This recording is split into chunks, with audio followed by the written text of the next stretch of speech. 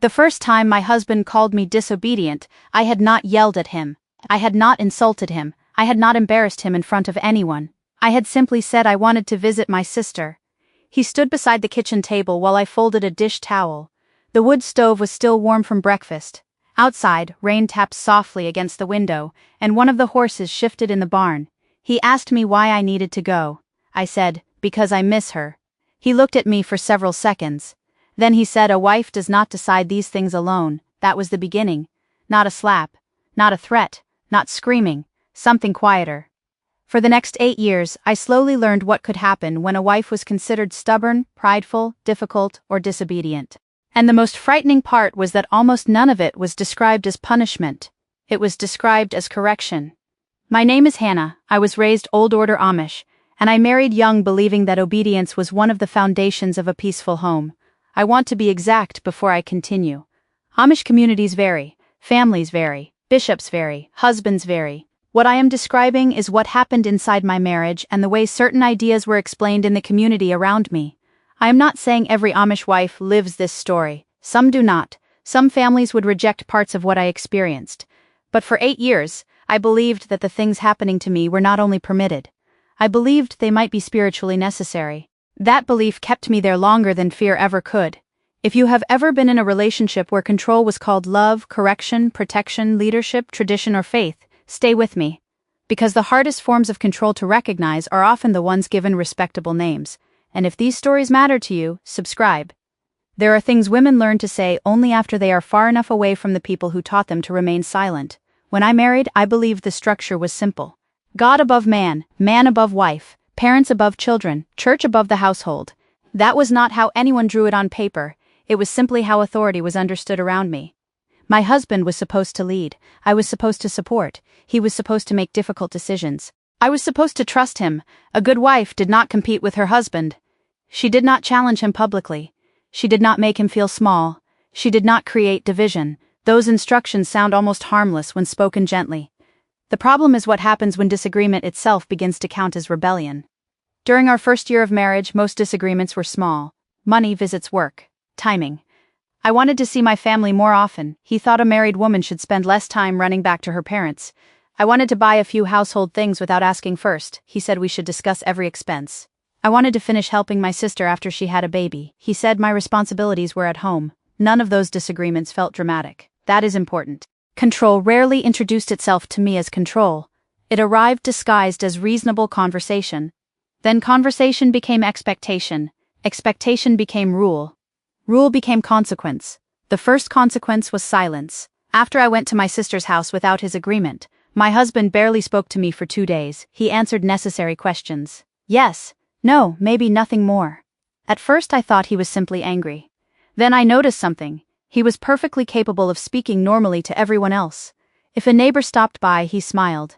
If his brother came. Before we continue, let us know in the comments, what city are you watching from, and what time is it there right now? And when the story is over, come back and tell us what you thought. We'd love to hear your honest review. Now, let's get back to the story. Over, he joked. At church, he spoke politely. The silence existed only for me. I cooked. He ate. I washed clothes. He changed them. I went to bed beside him. He turned away. No argument, no explanation, no ending. By the second evening, I was desperate for him to speak normally again. So I apologized, not because I had changed my mind about visiting my sister. I apologized because I wanted warmth back in the house. Within an hour, he was speaking to me again. That taught me something. Compliance restored affection. I did not have words for that then. I have them now. Emotional withdrawal can become punishment. When affection returns only after surrender, the silence itself begins training you, and I became very well trained. By year 2, I could predict which choices would create coldness. I stopped making many of them. That is how control becomes efficient. Eventually, the person doing the controlling does not need to say no. You say it to yourself first. I stopped asking to stay longer with my family. I stopped spending small amounts of money without mentioning them. I stopped questioning decisions I knew would become arguments. From the outside, our marriage became more peaceful. Inside me, something was disappearing, but peace and silence looked almost identical from the outside. That year, I spoke to an older woman about our disagreements. I will call her Miriam. We were preparing beans. I told her that my husband sometimes stopped speaking to me when he thought I had been stubborn. She did not look shocked. She kept snapping beans into a bowl. Then she said, "A man needs peace in his own house." I waited. I thought she would tell me what he should do differently. Instead, she said, "Sometimes a wife has to bend before something breaks." I remember staring at the broken bean in her hand. At the time, I thought she was giving me wisdom. Now I understand the sentence differently. Notice who had to bend.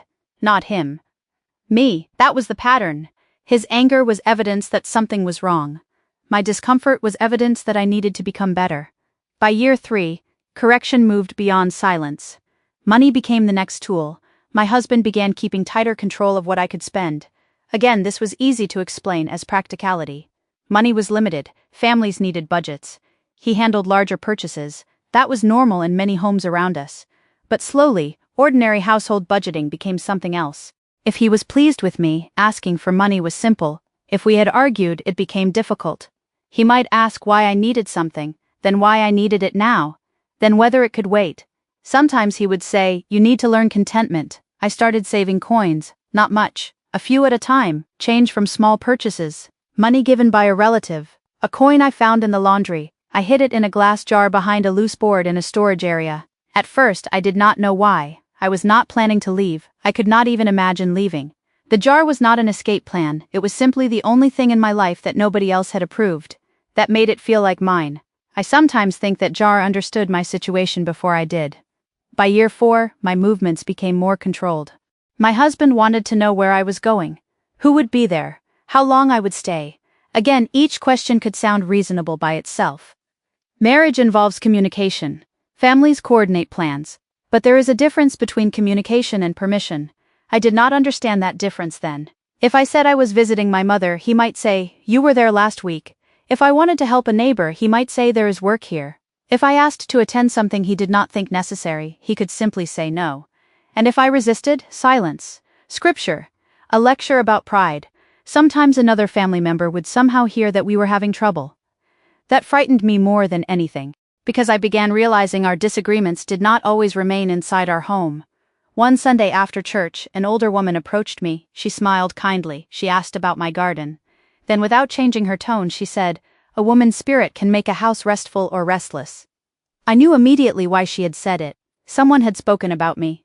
I went home terrified, not of my husband. Of reputation. Once a woman was seen as difficult, everything she did could become evidence. If she spoke strongly, pride. If she withdrew, bitterness. If she questioned something, rebellion. If she defended herself too much, disrespect. It was a system where the accusation could explain every response to the accusation. That is a very difficult trap to escape. And here is the part I did not understand until much later.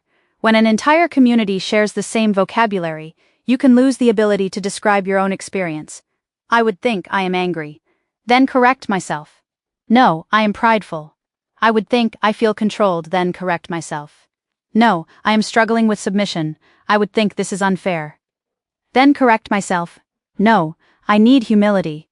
The language around me entered my head and began doing the correction even when nobody else was present. By year 5, the arguments became harsher. My husband raised his voice more often. He blocked doorways during arguments a few times. Once, when I tried to walk away from an argument, he grabbed my wrist and told me to stand still while he was speaking. It hurt. Not enough to leave a mark. That distinction mattered enormously to me then. No bruise. So I told myself it was not violence, no blood. So I told myself nothing serious had happened. No one saw it. So I told myself there was nothing to explain. Afterward, he apologized for becoming angry. But the apology included a warning. He said, "You know how hard you make this when you will not listen." That sentence stayed with me, because suddenly his behavior had become partly my responsibility. He was sorry. But I had caused the conditions. That logic is powerful. If his reaction is your fault, then preventing the next reaction becomes your job. So I became more careful. I measured my voice, my facial expressions. The timing of difficult questions, where I stood during disagreements, what I said around other people. I stayed silent before answering. People sometimes ask survivors, "Why didn't you just say something?" I was saying things all the time. Just not the truth. I said, "I'm tired." I said, "Everything is fine." I said, "We are working through it." I said, "Marriage is difficult sometimes." I said, "He has a lot on his shoulders." Those sentences protected him. They also protected me from what might happen if I said more. In year 6, I finally went to a church leader. That was one of the hardest things I had ever done. I believed leadership might be the door out of what was happening. I did not want divorce. I did not even want to leave. I wanted someone respected to tell my husband that some of his behavior had gone too far. I explained the silence. The money. The anger. The restrictions. I spoke carefully. I minimized things. I did not mention every physical incident. Even while asking for help, I was protecting him. The response focused on our marriage, as a unit. Could I be more gentle? Could he be more patient? Could we pray together? Could I avoid challenging him when he was already upset? Could he remember to speak lovingly? There was concern. There were prayers. There was no language telling me clearly that control was wrong. I walked home feeling ashamed. I had gone looking for a door. Instead, I found another room inside the same house. That was the moment something changed in me. Not enough to leave, but enough to stop believing help would arrive automatically just because I had finally asked. The bishop was not a door out. For me, he became another lock. I want to be careful with that sentence. I am speaking about my experience. Another woman may have approached a different leader and received very different help. But I did not, and afterward, my husband knew I had spoken about our marriage. For several weeks, the house became colder than it had ever been. That winter, I started adding more money to the jar. Not because I had made a plan, because a woman inside me had begun planning before the rest of me was ready to admit it. In year 7, one older woman noticed. Her name is not important, so I will call her Ruth. She came to help with some sewing. My husband was away. We worked quietly for nearly an hour. Then she asked, "Do you have anything that is only yours?" I thought she meant clothing. I said yes. She looked at me and repeated the question. "Anything only you can reach?" My heart started beating faster. I do not know what she had heard. I do not know what she had seen. I said nothing. She returned to her sewing. Then she said, "Every woman should know where she could go for one night." That was all. No dramatic speech, no demand that I leave. No secret phone number slid across the table. Just one sentence. Every woman should know where she could go for one night. That sentence became a map. I started thinking. My sister, a former neighbor, a woman who had left places I had previously refused to imagine. That is how freedom sometimes begins, not with courage. With logistics. Where could I sleep? How would I travel? Who would believe me? How much money would I need? What could I carry? What would happen if I returned? By year 8, my husband no longer needed to explain what obedience meant. We both knew. Then came the argument that ended everything. It began over something so small I almost hate admitting it. I had agreed to help a family member without asking him first. He told me I was not going. I said I had already promised. He said my promise did not matter because I had made it without speaking to him. For years, I would have surrendered there. That day I said, "I am going." He stared at me. The room became very quiet. Then he told me I was acting rebellious. I said, "Maybe." It was the first time I did not defend myself against the word. That frightened him. I could see it. Because labels only work while the person receiving them still fears being labeled. Disobedient, prideful, difficult, rebellious. For 8 years those words had functioned like fences. That day, one of them stopped working.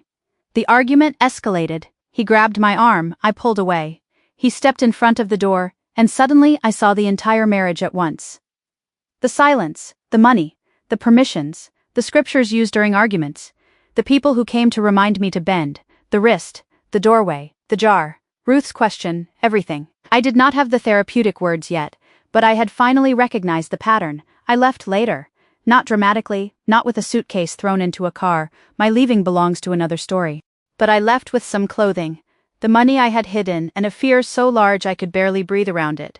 Years later, a therapist gave me the term coercive control. I remember asking her to repeat it. Coercive control. She explained that abuse is not always one terrible incident. Sometimes it is a pattern designed to shrink another person's freedom. Money, movement. Relationships, silence. Threat, authority. Fear. Small consequences arranged so consistently that the person begins organizing their whole life around avoiding them. I cried when she explained it. Because I had spent 8 years trying to decide which individual moment was bad enough to justify how trapped I felt. She was telling me the pattern was the evidence. That changed everything. I had been asking the wrong question. Was this one argument abuse? Was this one silence cruel? Was this one restriction serious? Was this one grab enough? The better question was, what happened to my freedom over 8 years? That answer was much clearer. It became smaller, then smaller again, until I barely recognized the woman making choices inside my own life.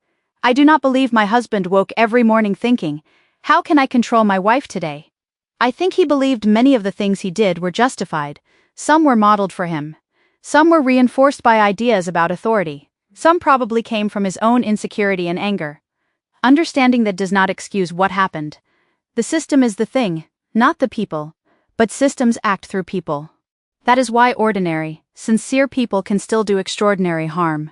And that is why calling the harm by its name matters.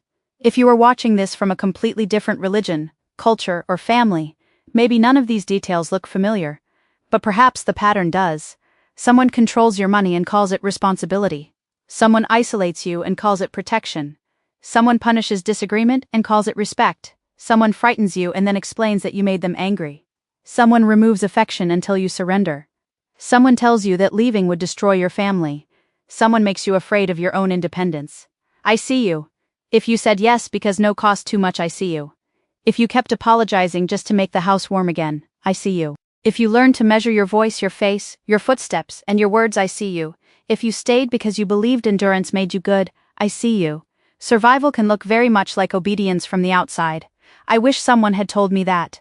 I wish someone had told me earlier that peace purchased by erasing one person is not peace. That love does not need fear to maintain order. That spiritual language does not become holy simply because someone uses it while controlling you. That a wife can disagree and still be faithful. That boundaries are not rebellion. That privacy is not deception. That independence is not pride. And that obedience is not the highest moral value in a marriage. For 8 years, I thought the danger was becoming a disobedient wife. Now I know the greater danger was becoming so obedient that I disappeared. The money jar behind that loose board seemed small. A few coins, then a few bills. For years it looked like almost nothing.